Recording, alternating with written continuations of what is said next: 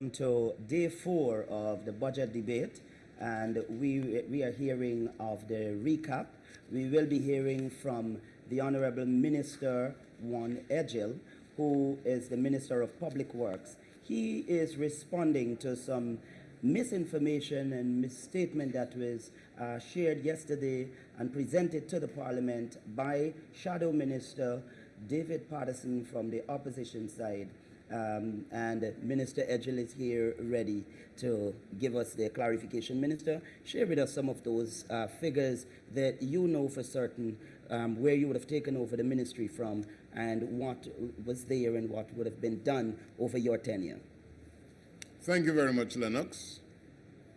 Viewers and listeners, I appeared on this very same platform after day 1 of the budget debate that is ongoing.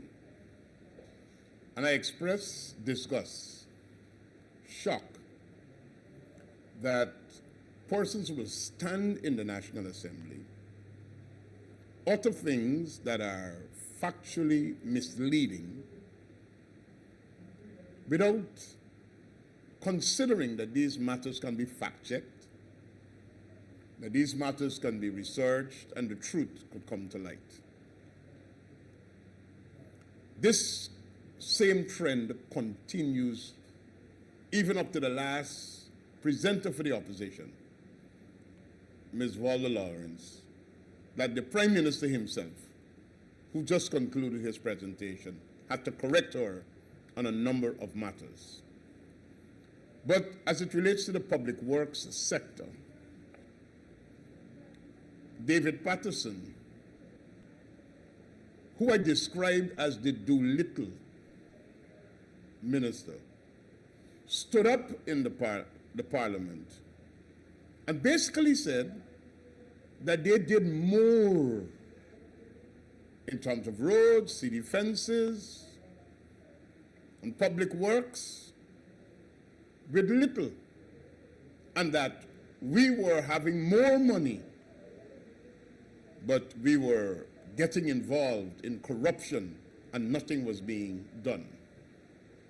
So Mr. Patterson called out some numbers that sound very believable and so on in the eyes of people.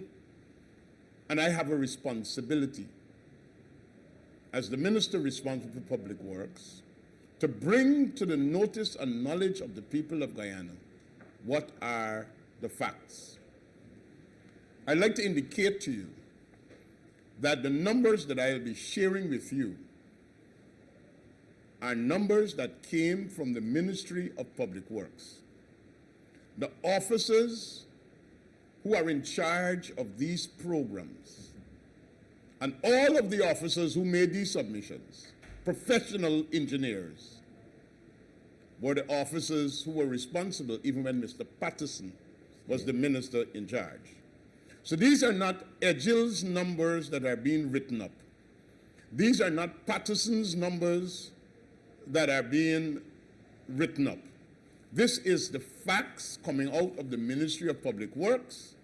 Listen to what Edghill said and listen to what Patterson said, and then the public will decide who is seeking to mislead and misinform. And since I'm not in the actual dome of the parliament at this time, I can basically say lie to the people of Guyana. Because in the House, you know, lie is an unparliamentary word, but some people lie just blatantly, bold-facedly. I want to start with city fences. Mr. Patterson indicated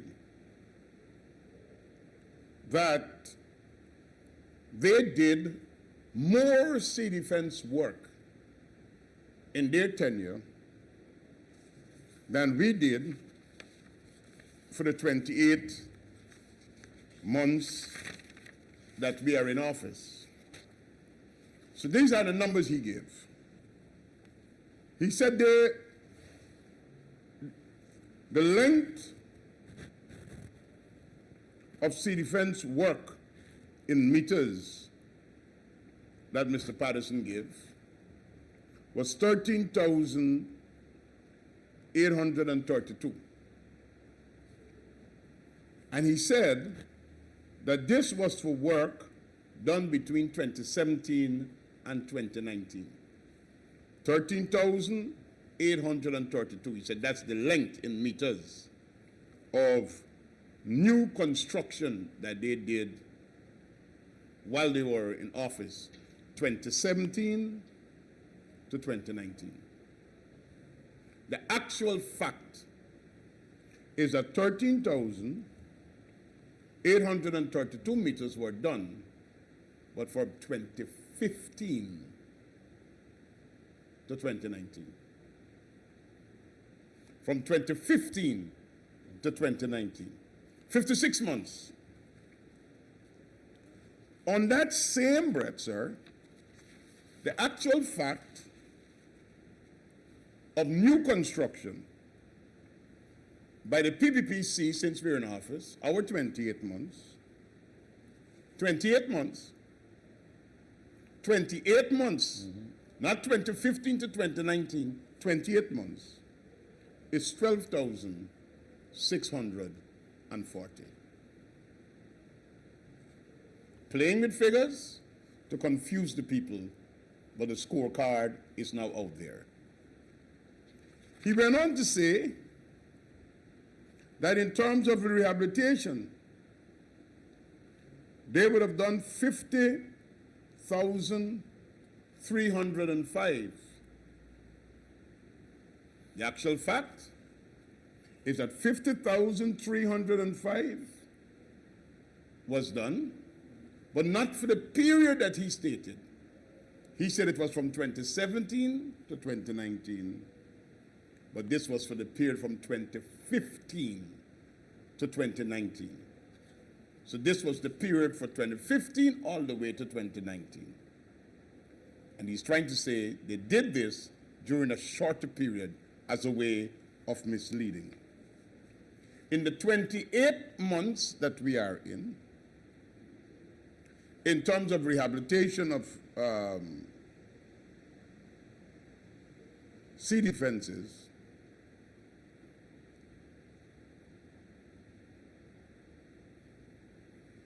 we have already completed 1,500 meters. This is not new construction, just rehabilitation. In the maintenance section,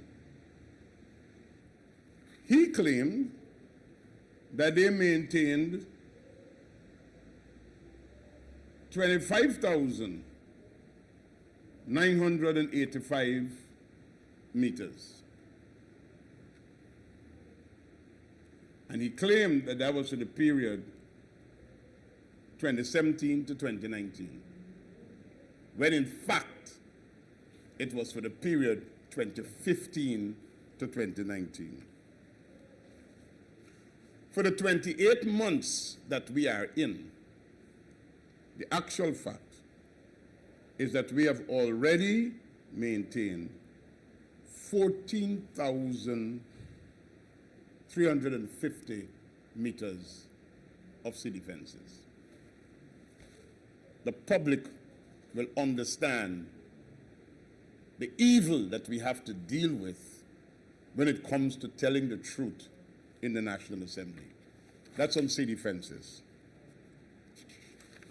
Mr. Patterson spoke about the maintenance of roads and the Special Projects Unit.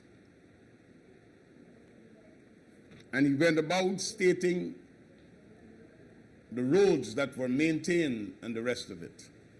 I have with me here the report from the Special Programs Unit. Mr. Patterson did not tell the National Assembly that the numbers that he was reading out of these hundreds of kilometers of roads that he did, what he was referring to is not pothole patching, sectional repairs and overlays, asphaltic concrete work. The numbers that he was calling was for weeding and cleaning of parapets. This is the kind of things that make me angry. So the actual fact In 2017, in terms of weeding and cleaning of road shoulders and so on, 410 kilometers was maintained. 2018, 450 kilometers. 2019, 450 kilometers. 2020, 425 kilometers.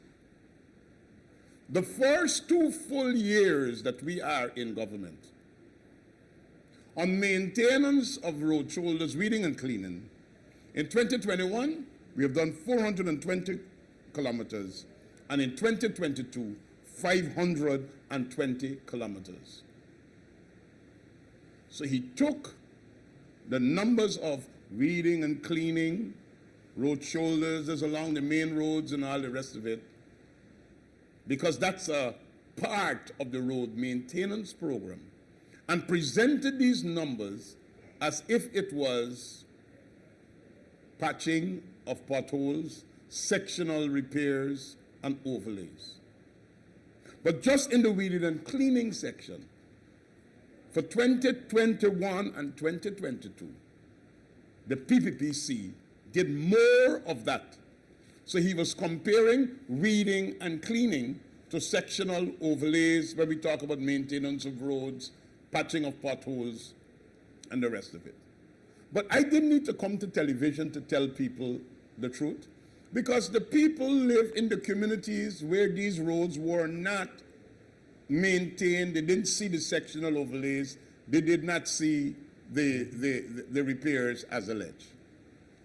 He went on to quote some numbers, as well as work relates to the miscellaneous roads program, as well as to the urban road program, and actually made a statement that they were doing more roads and cheaper, and that there is some form of corruption taking place because you're having these big budgets, but you're not getting the amount of work done.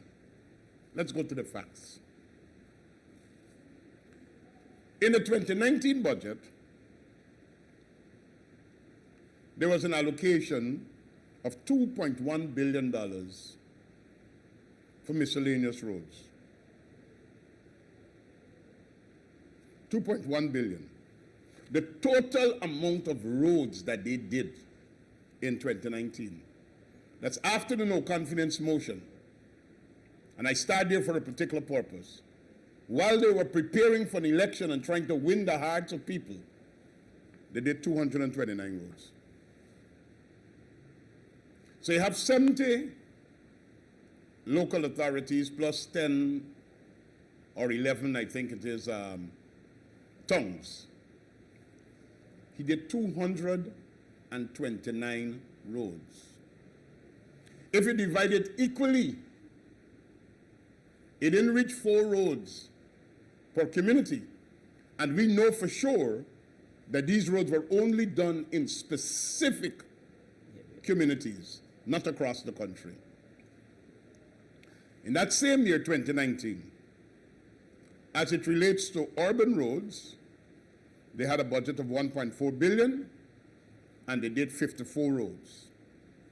But you would have heard them emphasizing in this debate that in the townships and in the urban center, Region 4, Region 7, and Region 10, where they claim to have enjoyed support, they did do some work in that run-up to the election. But you know what's the magnitude of the work they did? 54 roads. In Linden alone,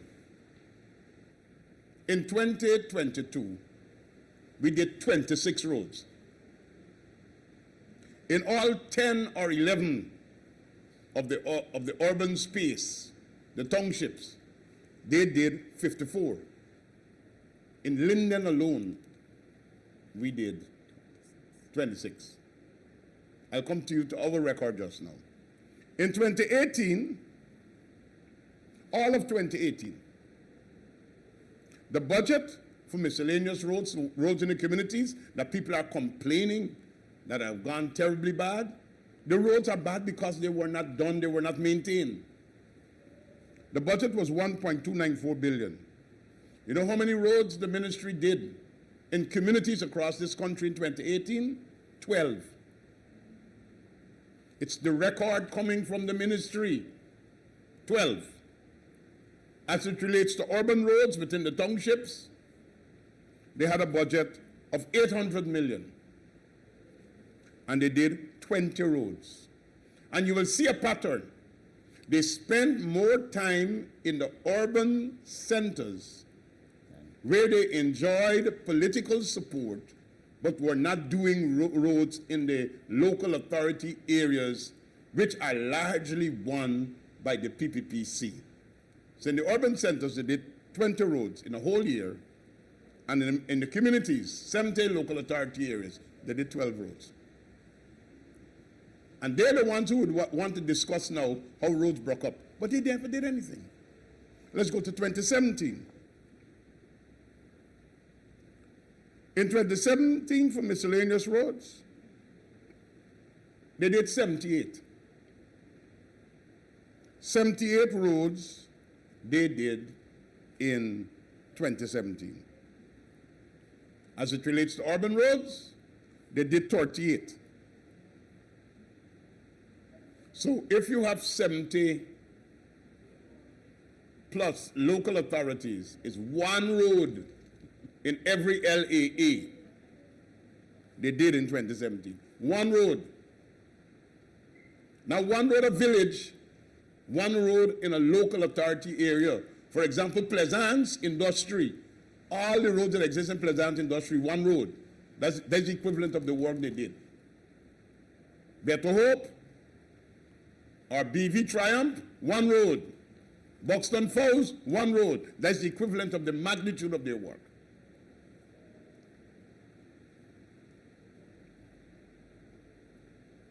You know, when you look at these figures, you get upset because people ought to know better and be speaking the truth. Let's talk about our record now, what the PPPC is doing. Yeah, let's have those information. In 2022, the Ministry of Public Works did 1,053 roads. 1,053 roads. Just before the end of 2022, I came to the National Assembly and defended a supplementary budget for community roads. And in partnership with the Ministry of Housing, Ministry of Local Government and Regional Development, we issued contracts, and they are presently ongoing, 1,085 roads. 1 year. And Mr. Patterson would like us to believe that they did more with less. In Berbice alone, it's in the media, go and Google it. One day we signed 276 contracts. One day, 276 contracts. The people of Berbice that used to be in mud never had a road. They're now walking out on their concrete roads. I thought I would bring this to the attention of the public because sometimes people listening to a news item, listening to a presentation from the Parliament, will think that the person who's speaking is supposed to be knowledgeable and should be speaking the truth. But the APNU-AFC coalition that sits in this National Assembly, they're either unwilling, incapable, or just presumptuous.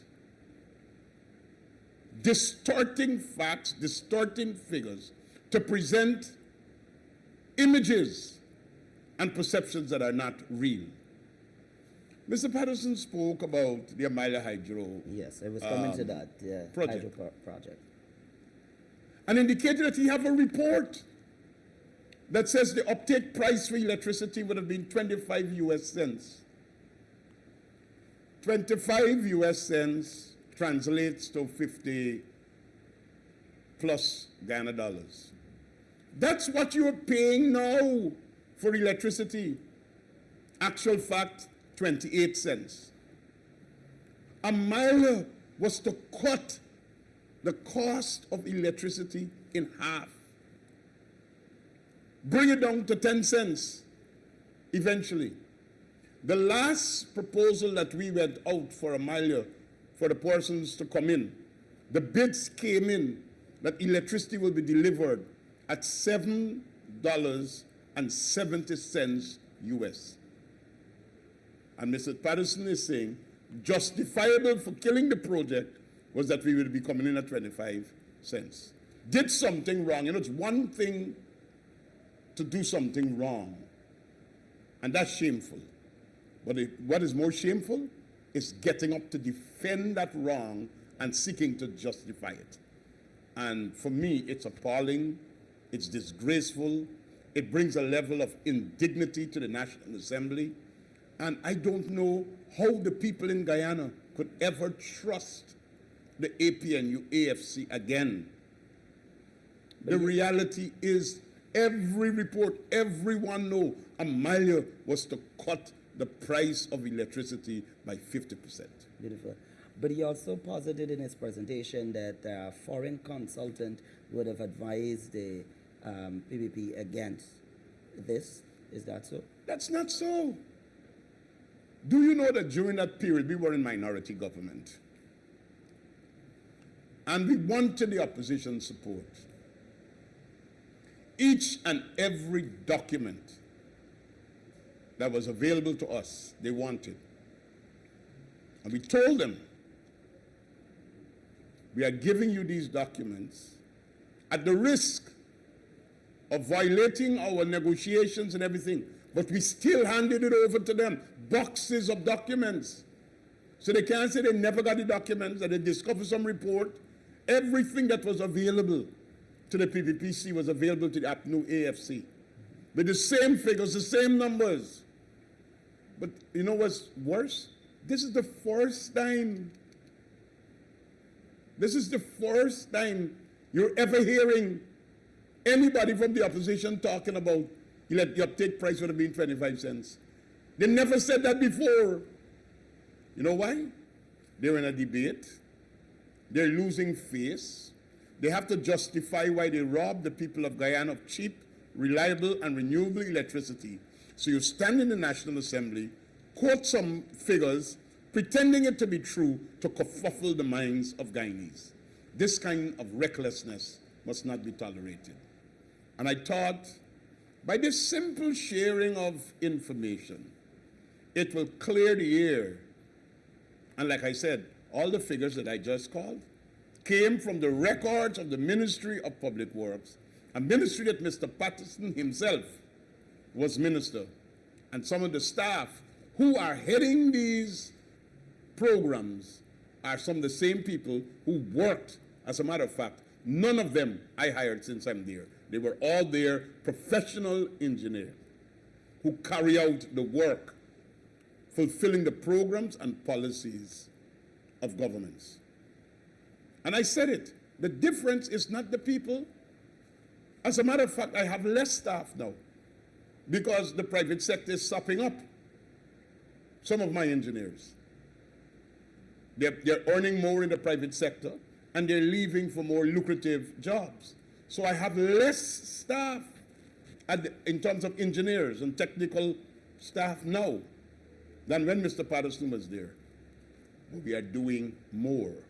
I know why we're doing more. Because the people are getting proper leadership, policy direction, and they understand the vision for the accelerated development of Guyana. So I don't want to put public servants and professionals in a place where they could be ridiculed and disgraced. These are people who are doing the professional work. They know lengths, they know numbers, they carry out these programs, they are funded, they write their reports. And from their reports, they produce the facts. The political debate comes from people like me. And there it is again. We have people who come from Bam Bam Ali as Mr. Datadin said last night, coming to present whatever they feel like. And I'm worried because some of these persons who continually, like Mr. Patterson, speak, they have followers, they have a constituency. And people could be misguided. And one of the reasons why I'm bringing this to the attention is not just the supporters of the PPPC, because we in the PPPC, our supporters trust us.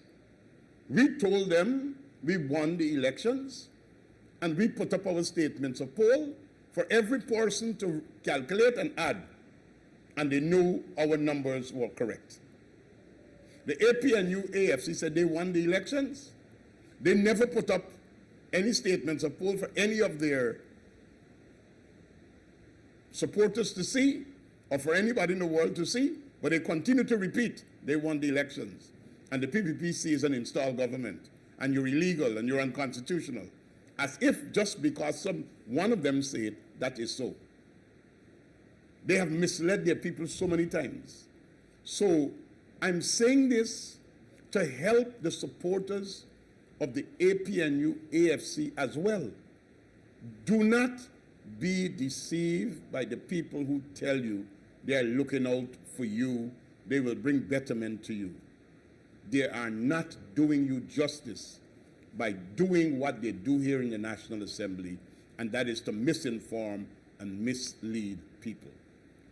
Beautiful point to bring the closure here. Ladies and gentlemen, a viewing audience, you've been hearing from the sitting Minister of Public Works, the Honorable Bishop Edghill, and this has been budget recap, I should say, and this is day 5 we're at.